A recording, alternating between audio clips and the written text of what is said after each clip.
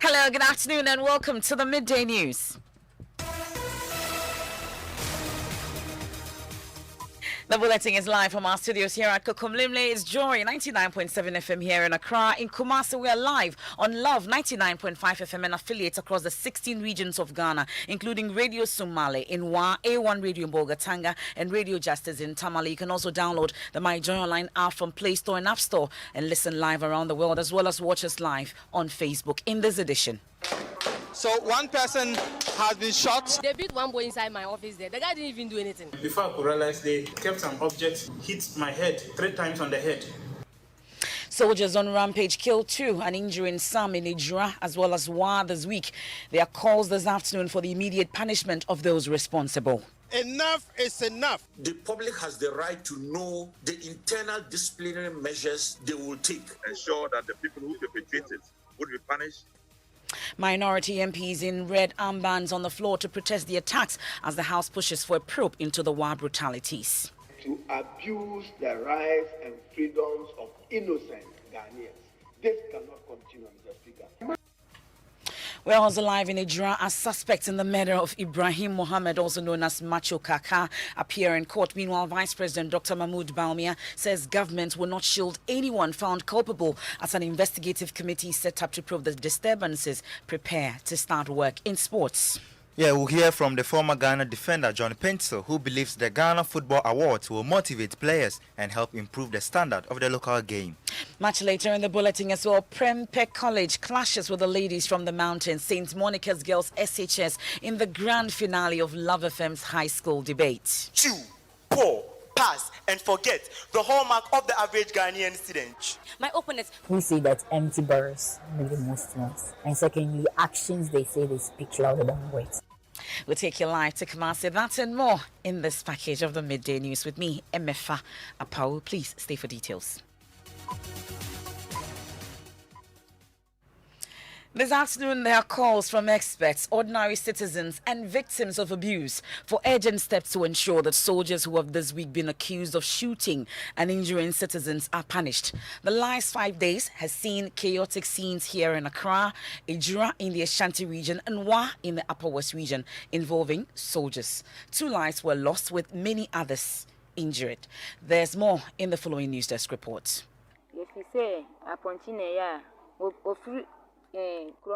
We heard some noise. We thought it was a goat.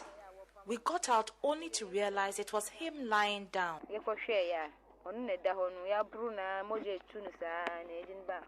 It all started at Ejura in the Ashanti region. A social media activist lost his life after being attacked. We are angry. They need to arrest or allow us to do so. Residents poured onto the streets to demand immediate action from the government. Military men were deployed to contain the situation. The soldiers fired multiple gunshots. So one person has been shot, and you can see him in your shot. 2 persons lost their lives. Many more were injured. At Agbogboshi, here in Accra, the soldiers were in town yet again. This time around, they were deployed to deal with criminal elements accused of impeding the relocation of traders. It is the criminals who are trying to attack, and the police is rather, and the security forces are rather making sure that we protect them. You might have noticed that there is no violence among the traders here. Multiple gunshots were heard yet again. The latest that has left many shocked happened in the Upper West Regional capital of Wa. Correspondent Rafik Salam reports the soldiers hit the street in search of a missing mobile phone. The soldiers numbering over 50 are seen on a viral video whipping any motorist, commercial tricycle operators, and pedestrians. The move is said to be triggered by the theft of a mobile phone supposedly belonging to one of the military officers. They are whipped with sticks and in some cases metals. Look, like we were watching them. They thought that we were taking videos. They just came in. Even they beat one boy inside my office there. The guy didn't even do anything. Before I could realize, they kept an object, hit my head 3 times on the head, and another one hit from behind. We were lying down and people were beaten mercilessly. Enough is enough. That's the news desk report. I'll take you live on the ground to the Upper West region now, where we're told that Rafiq Salam is reporting that a high-powered military delegation is holding a crunch meeting. But before then, let's go to Parliament, because the minority there is this afternoon demanding a parliamentary probe into the assault on some residents of Wa. Minority Leader Haruna Idrisu says the acts of impunity by the military is undermining public confidence in the Ghana Armed Forces. Maintenance of law and order is the preserve and mandate of the police. Territorial integrity for the Ghana Armed Forces. Where necessary, they can keep the peace, but they have no moral duty to undermine the peace and to abuse the rights and freedoms of innocent Ghanaians. This cannot continue, Mr. Speaker. So I'm urging you to request your committee on defense and interior, Mr. Speaker, to act expeditiously, if it means visiting Wa, to apprise themselves of the development and the circumstances leading to. The impunity must stop, Mr. Speaker. And therefore, I'm seeking your leave as I raise this matter so that we would ensure that we can continue to coexist. We don't want a situation and the continuous conduct of the military is undermining civil and public confidence in our Ghana Armed Forces who have a duty to protect us. That's the Minority Leader Haruna Idrisu. My colleague Joseph Apokogapo joins us live. Joseph, let's talk about the mood and energy in Parliament amidst the wearing of red armbands by the minority MPs.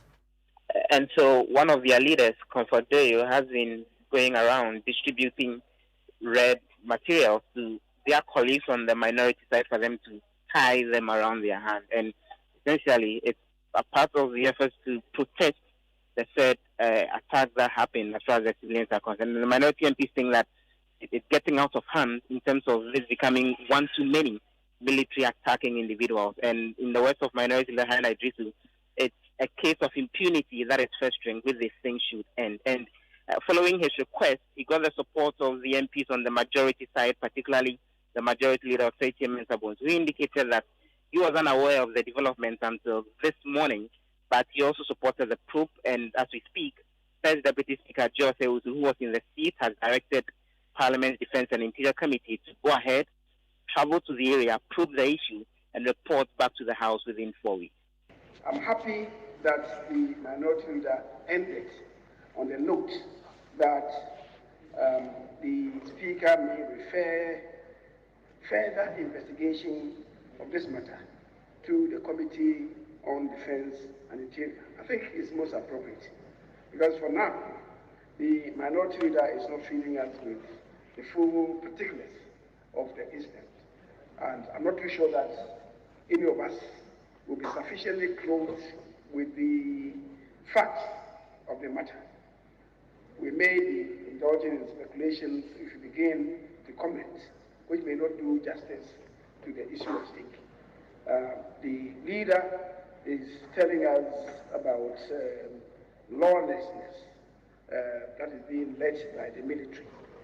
The statement that he himself made was to the effect that somebody snatched a phone from a man in Mufti.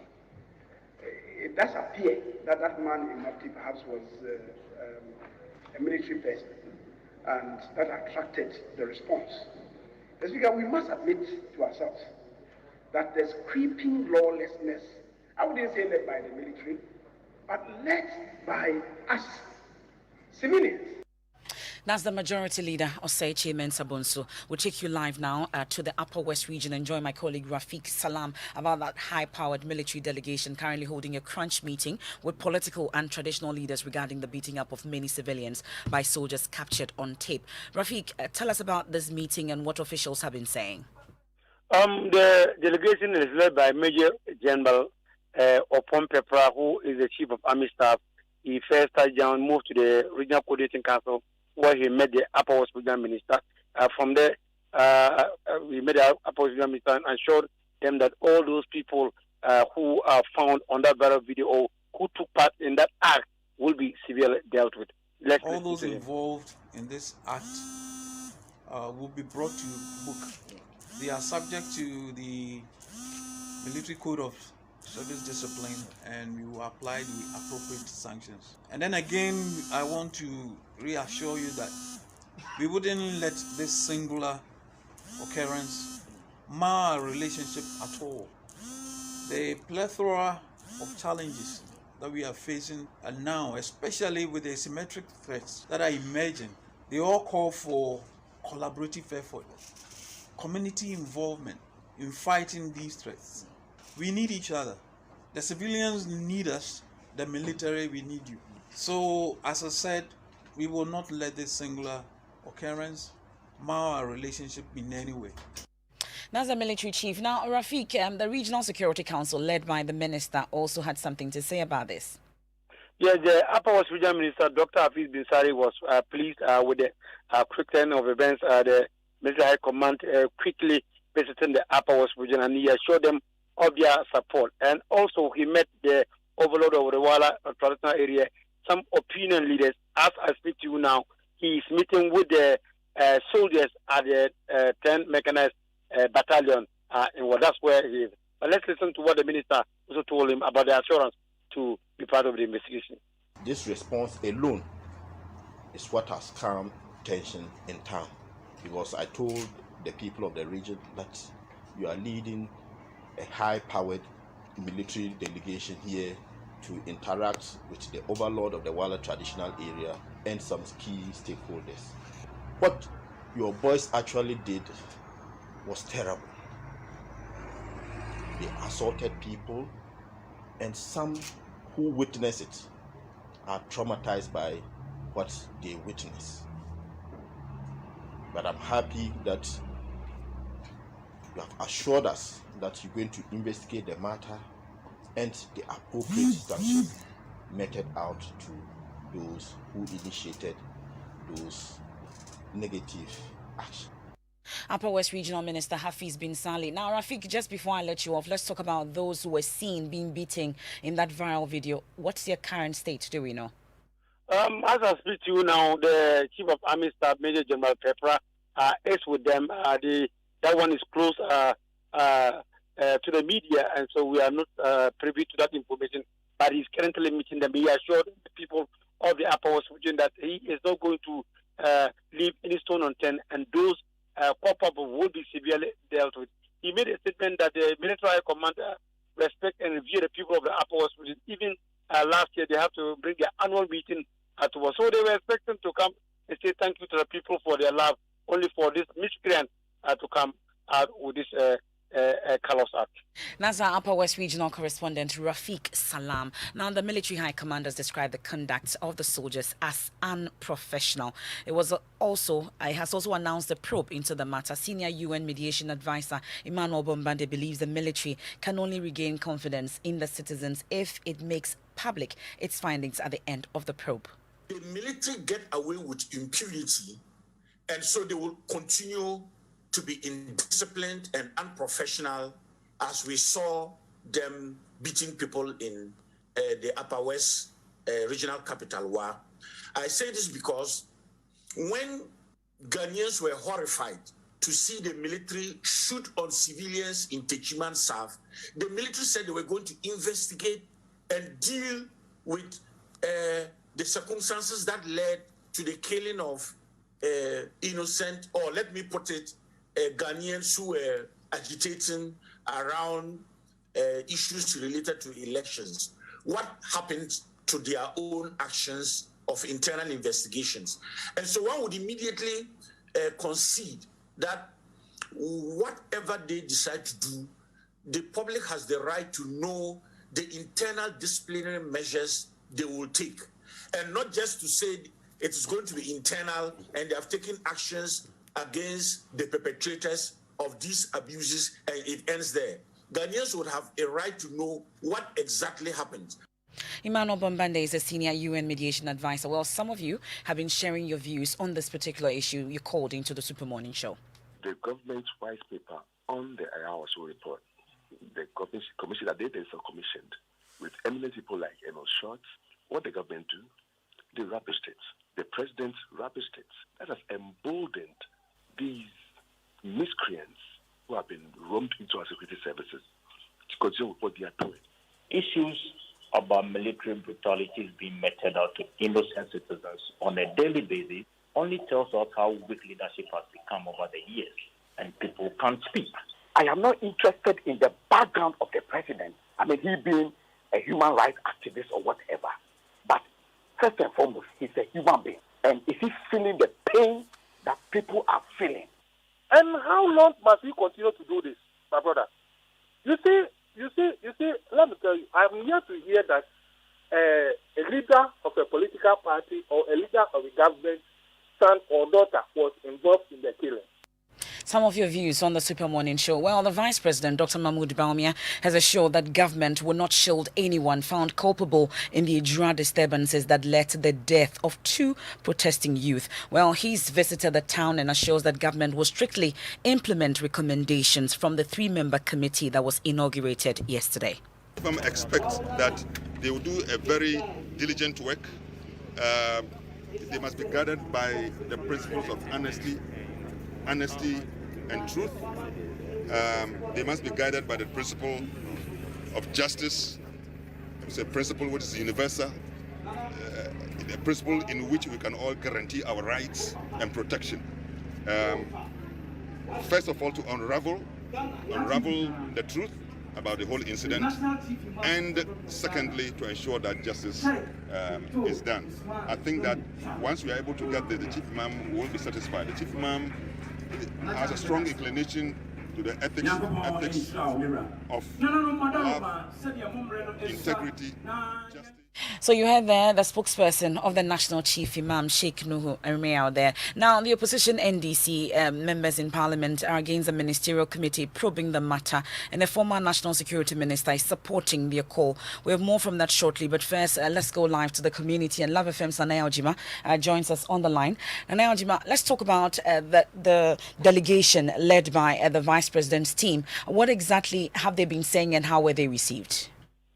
So the people of Ejura received the Vice President, the delegation, warmly. First, they went to the Chief of Ejura, who is Nana Oteshide, and he doubles as protocol officer at the office of the Vice President. They went there and they told the traditional authority their mission for coming into the area, and the mission includes visiting affected person in the 29th June incident. That's the shooting of 2 persons, and also the family of Kaka, whose death sparked the rioting, which led to the shooting of the people. Now, according to the Ashanti Regional Minister Simon Osebenza, the Vice President and the Chief Imam Sheikh Nuhu Shabutu will also join the people of Ejura for the Juma prayers. And at that place, we're expecting the Vice President and also the Chief Imam to have some words for the people of Ejura. Now, the Vice President is now in the home of one of the affected persons or the deceased. Okay. Well, now there are issues about where the committee will sit and meet, that 3-member committee, and how they intend to go about their hearings. Has those questions been answered? Now, for where they will sit, we are yet to get further clarification on that. But what we know is that they will be speaking to persons who witnessed the incident, and also people who have information about what happened on the day. That's my colleague Nanaya Ojima there, live from Ejura. We're bringing the ranking member on the Defence and Interior Committee of Parliament, James Agalga, who says the Ministerial Committee may not achieve much. Dr. Vladimir Chidanso, good friend of mine, an excellent academic, is currently Director in charge of Academic Affairs at the GAPC. I mean, he's a nice intellectual. I have no doubt about his integrity. Then we have Justice Kumsin. Justice Kumsin is the Justice of the Court of Appeal. I've appeared before him before in my private practice. Good judge. The third person I don't know too well, but the composition of the committee is all right, but they are going to have to work within the limitations that I have alluded to, that the committee is lack any statutory authority to act.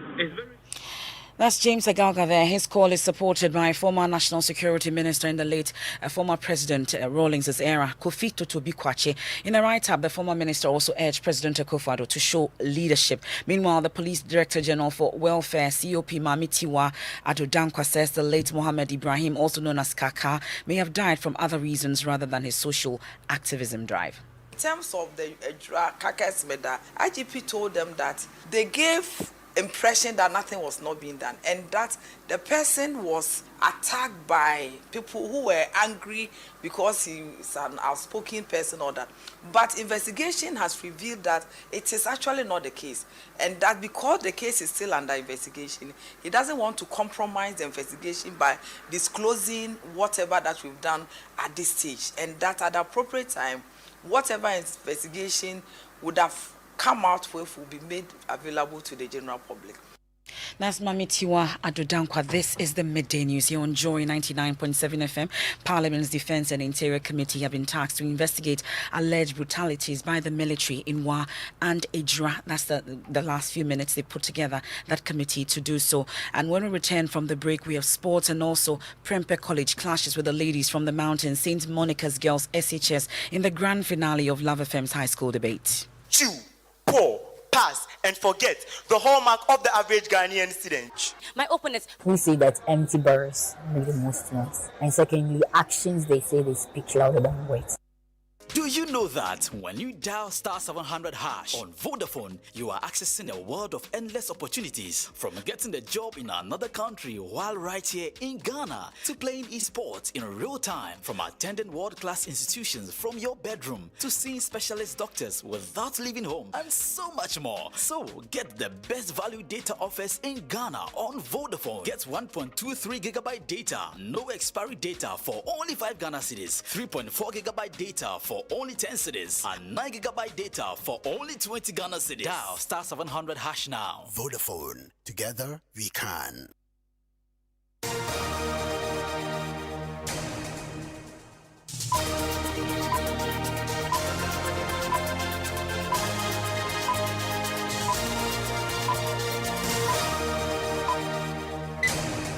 Thanks for staying with us here on the Midday News. Time for sports, Mubarak.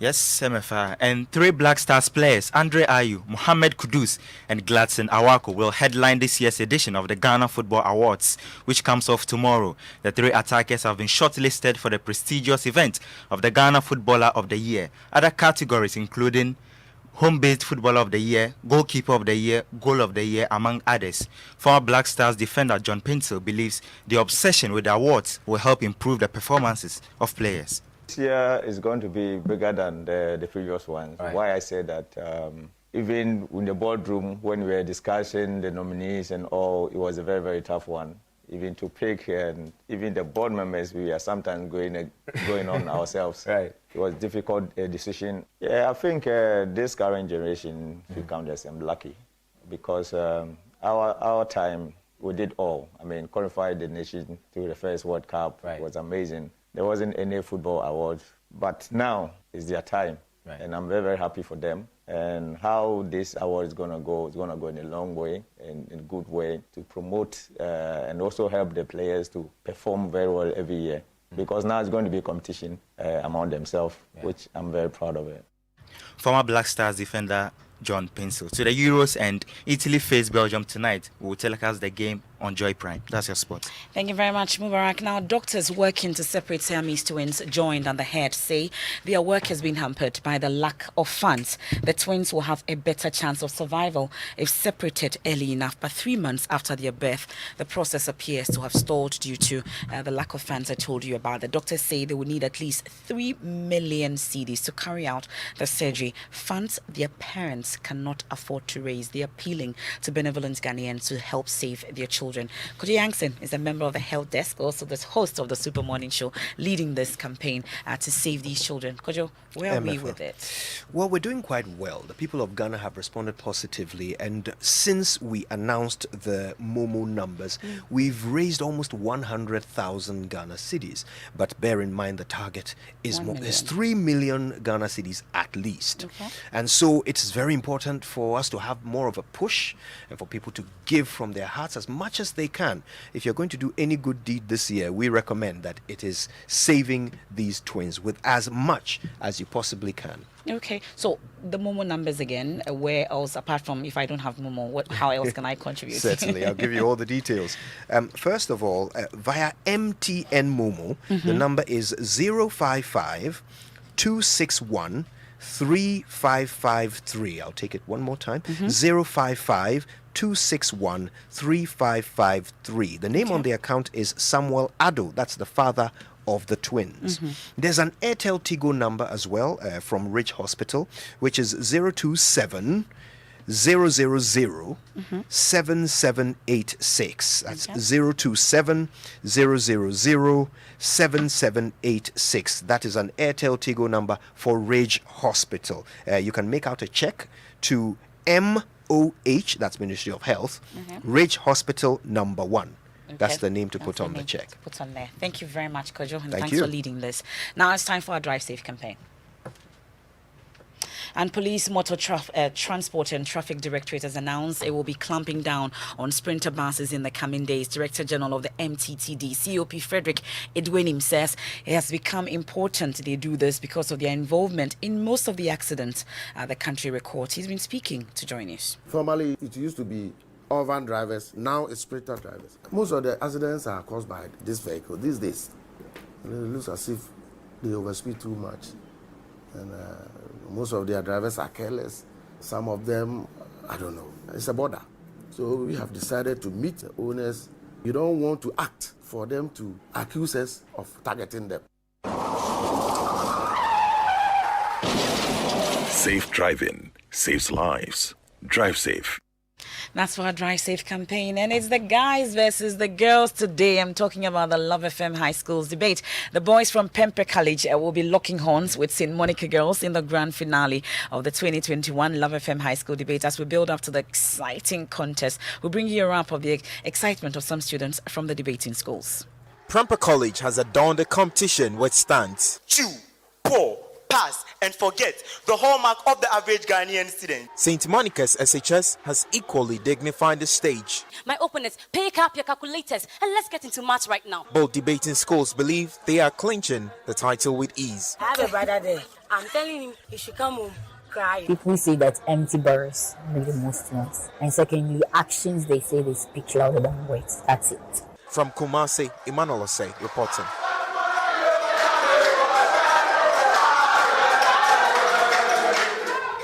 My colleague Love FM's Erastus Asaridonko joins us on the line. Erastus, tell us about today's final.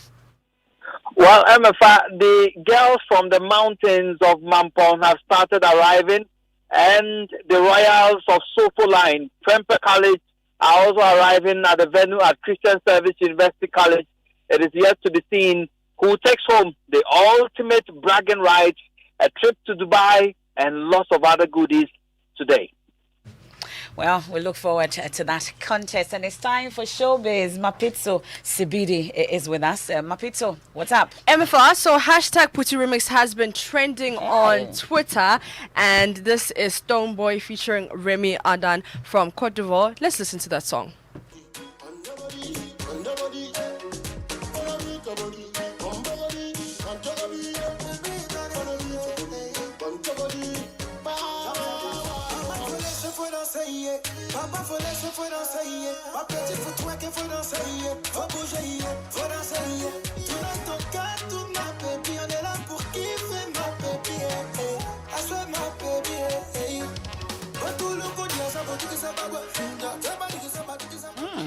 Yeah, so that song has been trending on Twitter, but we all have questions we simply cannot answer. Rappers Manifesta and Mensa have been asking their own sets in a new song, Question for the Gods. You get royalties from being on radio and tele. I wonder. Is it God a man that made religion? Is life for the living? Is it bars or prison? Is it contribution or competition? Is it said or written? If this song no hit, time I quitting. Are you kidding? I wonder. Questions for the God. So, MFR, do you have a question for the God? I have a lot of questions for the gods. Which one? What one question? Oh no. Make a tell him, Tell him for me. Thank you very much, Mapito. And that's how we wrap up today's edition of the Midday News. But before we go, stories making the headlines on myjoyonline.com. Military personnel assault Wa residents over missing phone. An easy calm in Wa following military brutality over that missing mobile phone. And a Jura ministerial committee should ensure their recommendations are implemented. Prophesying, and I will not transfer your case to another judge. Chief Justice tells Opuni that and more on myjoyonline.com. And my name is Emefa Apao from the entire Joy News team. Many thanks for being a part of the Midday News. There's more, of course, when you log on to myjoyonline.com. Words of Salvation, episode 5 with Pastor Mensa Otabil. Living Word up next. Please stay. DDP big block when he collaborated. Is respect really better than a paycheck? I want to know. How many mics do you rip on a daily? 10 years from now, how you